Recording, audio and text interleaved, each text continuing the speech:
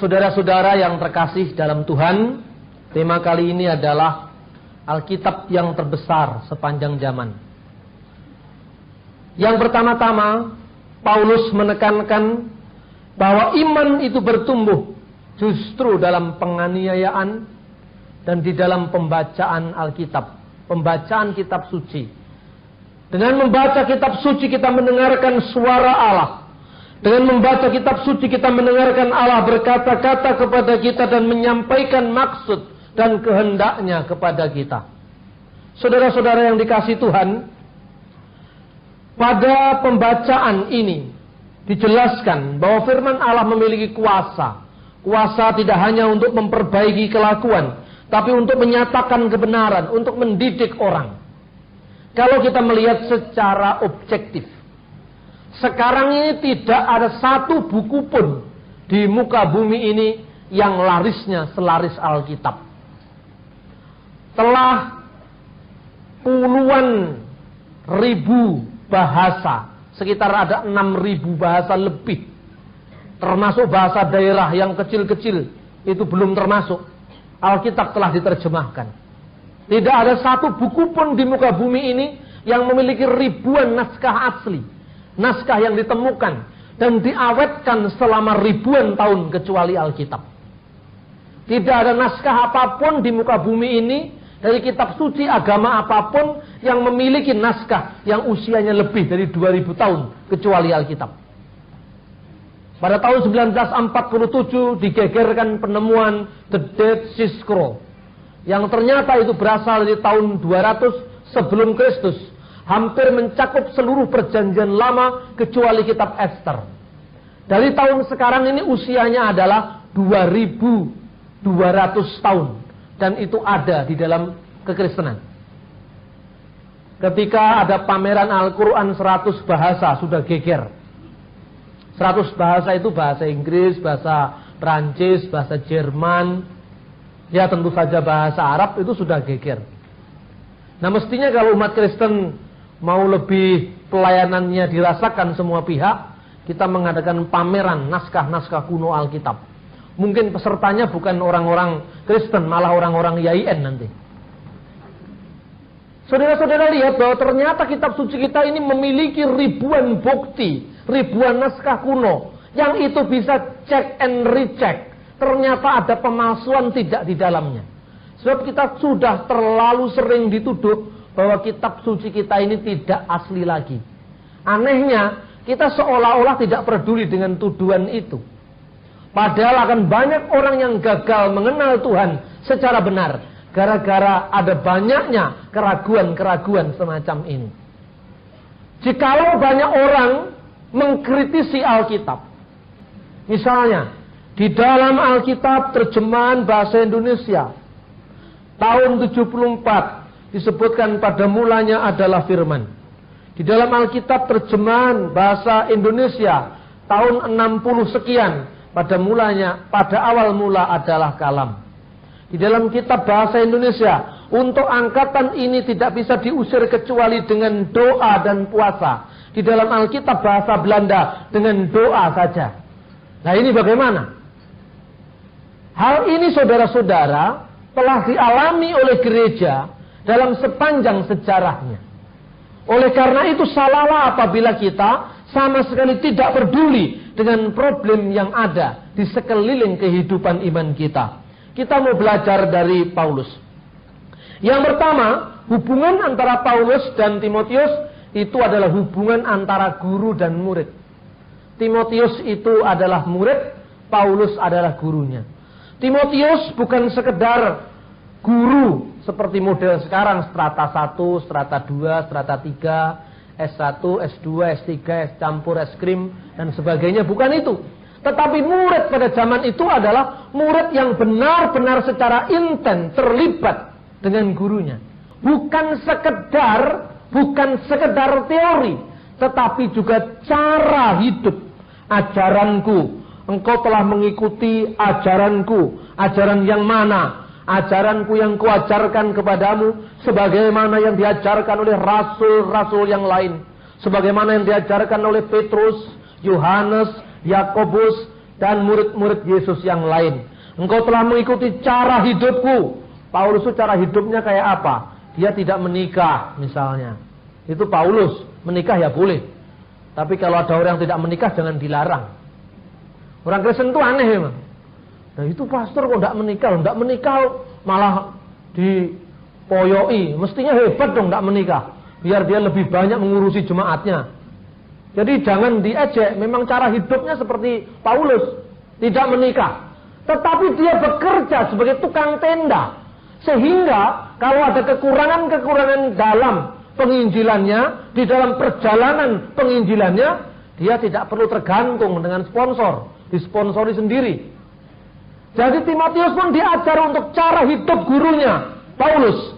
Kemudian pendirianku, kokohnya pendirian Paulus. Bayangkan, senior saja dilawan demi kebenaran. Ingat cerita ketika Petrus yang adalah murid langsung dari Tuhan Yesus, yang bergaul sehari-hari dengan Tuhan Yesus, sedangkan Paulus adalah murid istimewa karena pertobatannya dilakukan setelah Yesus naik ke surga lewat penampakan ketika dia menuju ke Damsyik. Damsyik itu sekarang Damaskus di Syria sana. Nah, saudara-saudara, tetapi Paulus berani mengingatkan kalau seniornya salah. Nah, sekarang ini kalau pendeta mengingatkan ketua sinodenya mikir 3 kali. Jangan-jangan malah dipindahkan atau malah dinonaktifkan, kan repot. Paulus berani. Karena waktu itu Petrus ini rupanya sebagai orang Yahudi, saudara-saudara. Bisa dibayangkan, sebagai orang Yahudi, seumur hidup dia tidak pernah makan daging babi. Yahudi loh ini. Pak Petrus itu saya kira tidak pernah makan daging babi. Walaupun babi itu halal. Tapi karena nggak biasa. Jadi kalau melarang, jangan melarang, tapi juga jangan membolehkan, kan gitu kan? Dibolehkan, tapi juga jangan dilarang, kan gitu. Jadi kebalikannya gitu. Makan babi apa wajib bagi orang Kristen? Kan tidak. Kalau nggak doyan kan boleh juga. Tapi kalau doyan juga boleh. Makanya enak orang Kristen itu.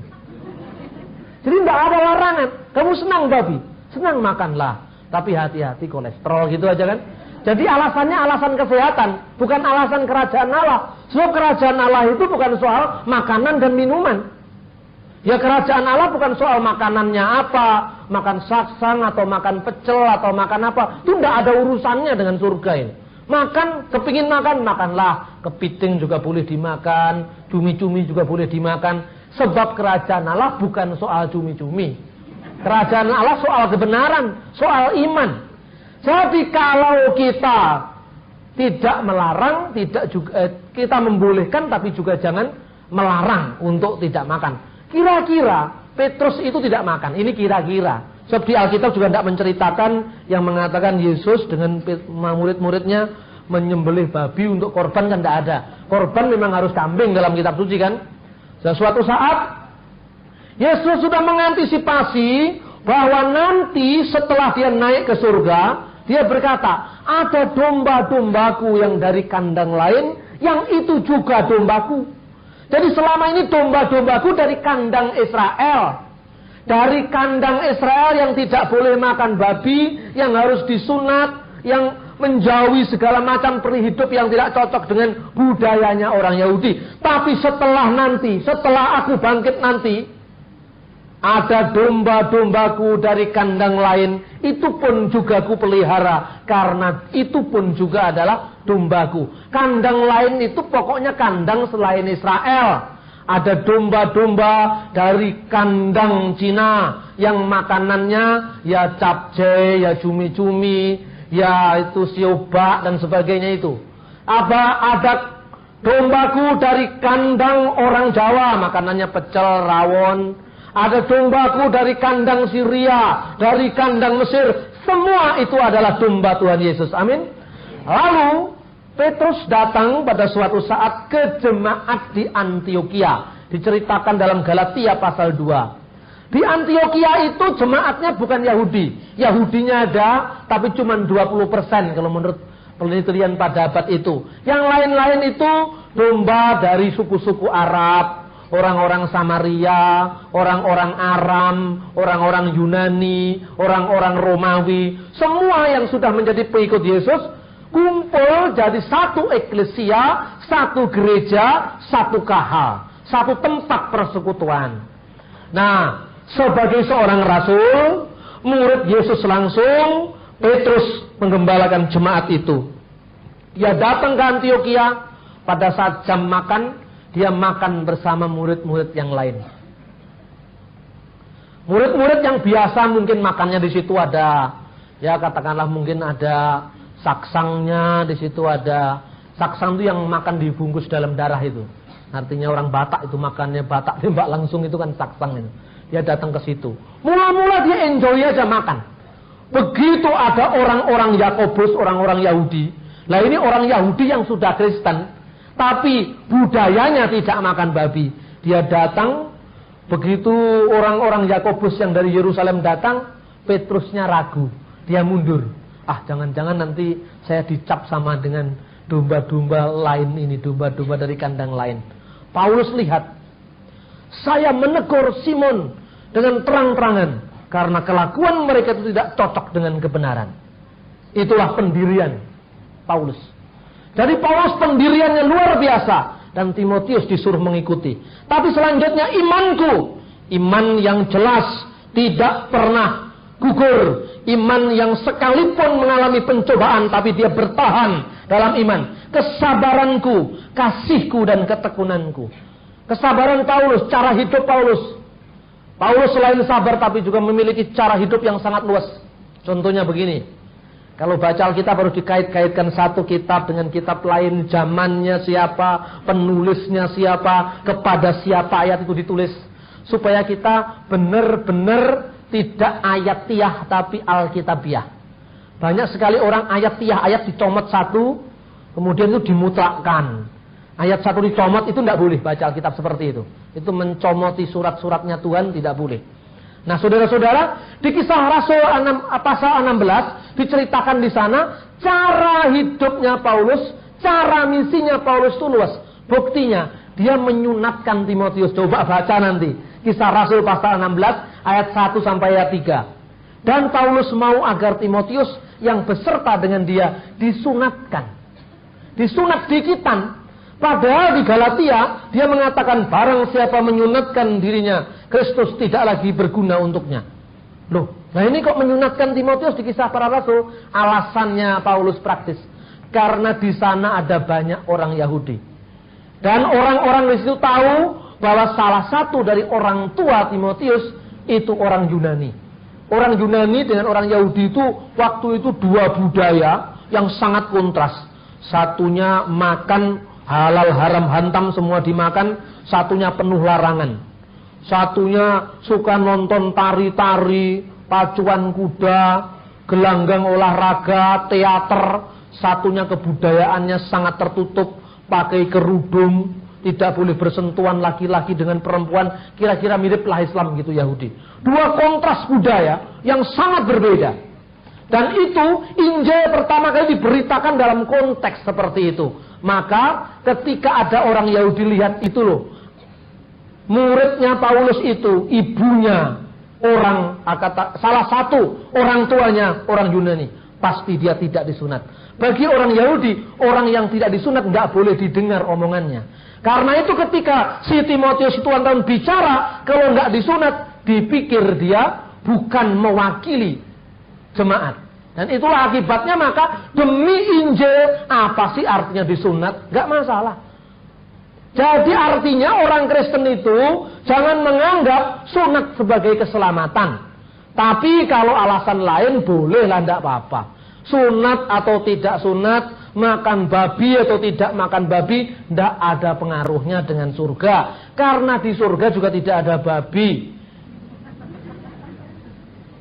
Saudara-saudara yang terkasih dalam Tuhan, ini caranya Paulus, luar biasa. Paulus itu luas sekali.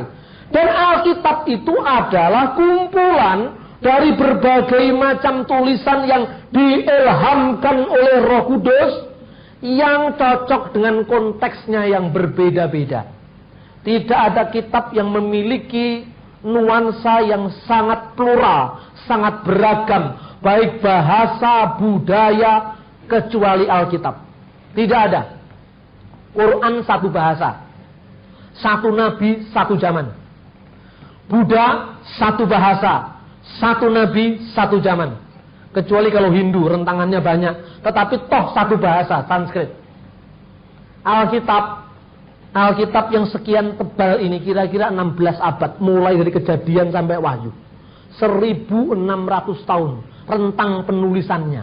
Karena itu kalau zamannya beda, kemudian gaya penulisannya beda, jangan dipaksa-paksakan menurut situasi dan selera orang Surabaya. Kita harus lihat dengan bagaimana para rasul sendiri memahami teks-teks kitab suci itu. Di dalam Alkitab, saudara-saudara, khususnya Injil, ada kata-kata yang tertulis demikian. Pada saat negara Mesir dipimpin oleh dinasti Fatimiyah, dinasti Islam, zaman Islam. Ketika itu ada seorang provokator. Provokator ini agamanya Yahudi, agamanya agama perjanjian lama, tidak percaya pada Yesus, sangat benci kepada orang Kristen. Jadi kalau Islam masih mengakui umat Kristen, orang Yahudi sama sekali tidak mengakui. Karena menurut dia, Yesus itu dianggap ya nabi palsu. Ini menurut pandangan orang Yahudi. Saudara-saudara yang terkasih, provokator Yahudi itu namanya adalah Ibnu Kilis. Kilis itu kalau dibalik dalam bahasa Jawa sikil. Ibnu Kilis.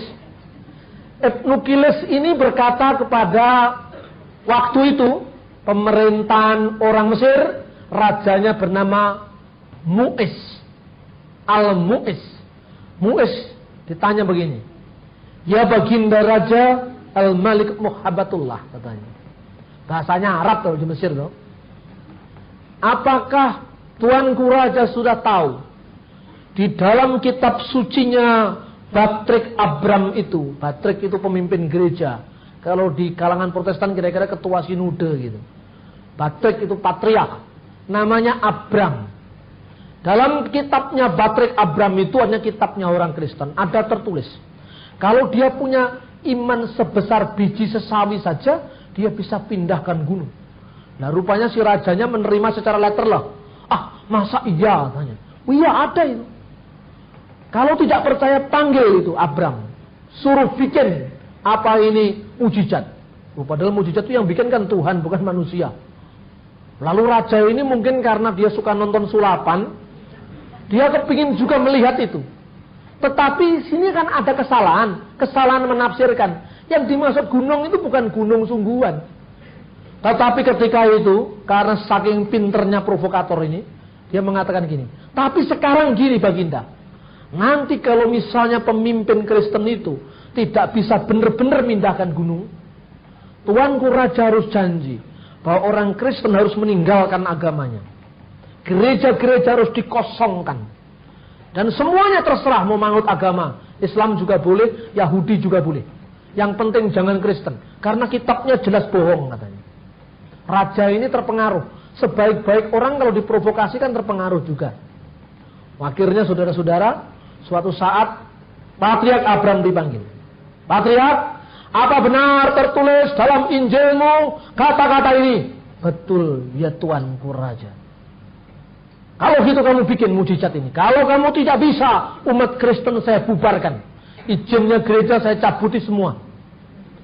Nah, akhirnya saudara-saudara, dia mengatakan saya tidak mampu berbuat apa-apa. Harus mampu, karena kitabmu ada. Yang mampu berbuat adalah Tuhan Yesus. Yang entah siapalah, pokoknya kamu harus bikin. Lalu raja ini dalam situasi kepepet, saudara-saudara. Yang jelas kan nggak mungkin dia ngomong, Pak Raja itu tafsirannya nggak gitu. Maksudnya gunung itu bukan gunung sungguhan. Nggak bisa gitu. Karena sudah keputusan raja nggak bisa dibantah. Dia hanya bisa diam dan kemudian dia meminta kepada Tuhan agar mujizat terjadi. Lalu saudara-saudara, dia perintahkan seluruh umat Kristen di Mesir untuk berpuasa dan berdoa.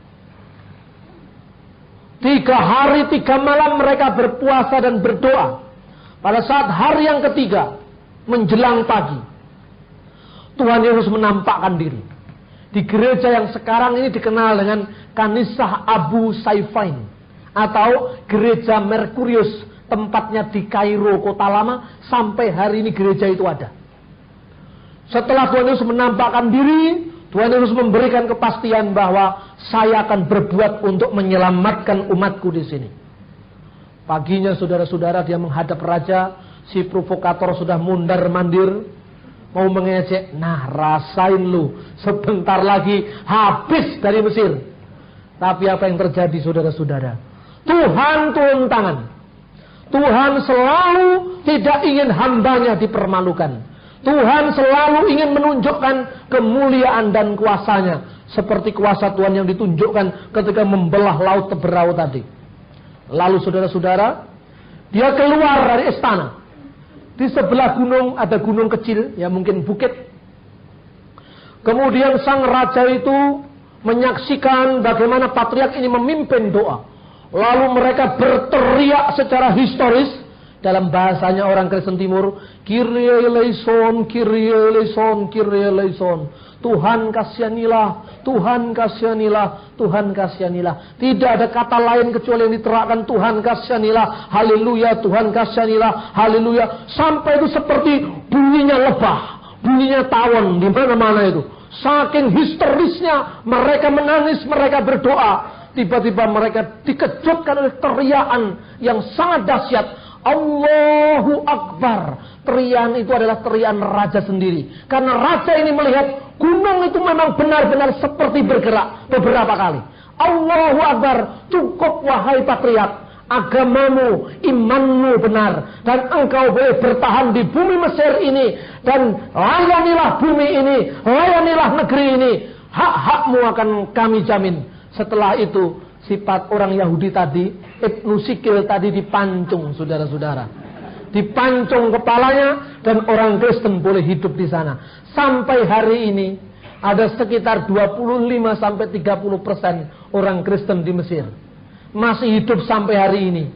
Mulai dari zamannya Patriark Abram abad 12 sampai zamannya Butros Ghali. Sampai saat ini gereja masih berkembang. Dan sampai hari ini bukit yang pernah terjadi mujizat itu disebut Bukit Mukatam atau Jabal Mukatam. Sampai hari ini ada di Mesir. Kalau sudah pergi ke sana, lebih-lebih kalau yang memandu ziarah Anda saya tunjukkan. Hadza Jabal Mukatam. Inilah bukit yang bergerak. Jadi Mukatam itu yang bergerak, bukit yang bergerak karena yang terjadi mujizat tadi. Berarti ketika itu banyak orang yang melihat mujizat dan kejadian itu. Saya ditanya oleh seorang wartawan dari sebuah majalah Kristen. Sekarang kan terjadi penampakan Tuhan Yesus. Ada pendeta yang mengatakan itu tidak percaya. Ada yang percayanya itu sangat melebih-lebihkan dan kadang-kadang dikarang sendiri. Saya ditanya, Pak Bambang percaya? Pada prinsipnya saya harus percaya. Kenapa saya harus percaya? Karena Tuhan itu bisa berbuat sekehendak hatinya. Itu bukan urusan kita. Jadi Tuhan bisa berbuat apa saja sesuai dengan kehendaknya. Pada awal penyebaran agama Kristen, pada awal penginjilan di Jawa Timur, itu ada seorang kiai, seorang pemimpin agama tradisional. Kiai itu bukan sekedar Islam, ya Islam, tapi kalau Anda pergi ke Blitar, gong besar pun disebut juga Kiai Prada. Itu disirami dan kita berebut cipratan siramannya gamelan itu. Memang orangnya sudah sinting semua. Dari cipratannya gamelan kok ya mau gitu loh, kan aneh itu. Kiai ini namanya Kiai Dasimah. Namanya Kiai Dasimah. Kiai ini mendengar ada agama baru katanya, yang mengajarkan tentang Ratu Adil yang namanya Isa Al-Masih. Dia datang jauh. Kemudian dia menerima sebuah lembaran Injil dari seorang misionaris. Injil itu diterima di dalam bahasa Jawa. Bunyinya adalah Ing kala purwa Injil Gusti kita Isa Al-Masih putraning Allah. Bahasanya Jawa ini. Bahasanya Jawa, tertulisnya huruf Jawa. Lalu dia justru tertarik dengan kata-kata anak Allah. Loh, kalau waktu misionaris, jangan ditulis anak Allah, ditulis saja Rasul Allah. Nanti kalau anak Allah mereka tidak mau terima. Loh, lah yang sebenarnya itu mereka diukur dengan Injil atau Injil diukur dengan mereka? Mestinya kan Injil yang mengukur mereka. Jangan karena mereka tidak mau terima, Injil dirubah. Justru karena istilah anak Allah itu, Kiai Dasimah ini akhirnya malah percaya dengan Yesus. Setelah dia banding-bandingkan, saya baca di seluruh terjemahan Injil Markus dalam bahasa Jawa. Tidak ada yang mengatakan Allah beranak dan diperanakkan. Tetapi anak Allah maksudnya bukan Allah beranak. Anak Allah maksudnya kedekatan dengan Allah. Bahkan Yesus itu lahir dari firman Allah, yaitu firman yang menjadi manusia. Karena itu kemudian dilanjutkan dengan Injil Yohanes. Di sana dibaca, ing kala purwa sang sabdo iku ono. Sang sabdo iku nunggil kelawan Gusti Allah, lan sang sabdo iku jumeneng Allah. Wah, itu bahasa Jawanya gitu. Kalau bahasa Indianya ada juga itu. Bahasa Indianya adimin facanta. Adimin facanta. Facan itu wacana. Adimin facanta. Bahasa India. Kalau bahasa Arabnya yaitu tadi sudah saya baca. Banyak sekali. Bahasa Maduranya belum tahu saya. Kasetong, kadua, ada berapa lagi lah. Contoh ini menggambarkan betapa Kristus itu sendiri bekerja lewat Roh Kudusnya untuk menobatkan orang. Karena itu sadar tugas kita hanya mengabarkan. Kita tidak berwenang menentukan karena kita hanya menanam dan menyiram, tapi Roh Kudus yang memberikan pertumbuhan. Tahun 65, 66, 67 orang bisa sangka kalau Uni Soviet akan hancur, kalau Uni Soviet akan runtuh begitu kuatnya. Nyatanya sekarang terjadi. Siapa yang nyangka bahwa tembok Berlin akan pecah? Sekarang ternyata apa ini berlangsung. Siapa yang sangka yang suka mempolitisasi agama itu? Agama diadu sama lain. Siapa yang sangka bahwa namanya Pak Harto akan jatuh? Tidak ada yang sangka. Tapi ternyata jatuh. Sebab apa? Soeharto, Fir'aun, Karl Marx, manusia biasa. Manusia itu apa? Sama podo mangan segone. Sehebat apapun tidak hebat juga. Karena itu jangan fanatik pada pemimpin politik. Jangan fanatik pada Bung Karno. Jangan fanatik pada Gus Dur. Jangan fanatik pada Mega. Jangan fanatik pada PDI Perjuangan. Jangan fanatik pada PKB. Fanatiklah kepada Tuhan, satu-satunya yang menentukan kehidupan kita, negeri ini, dan seluruh umat manusia yang percaya kepadanya.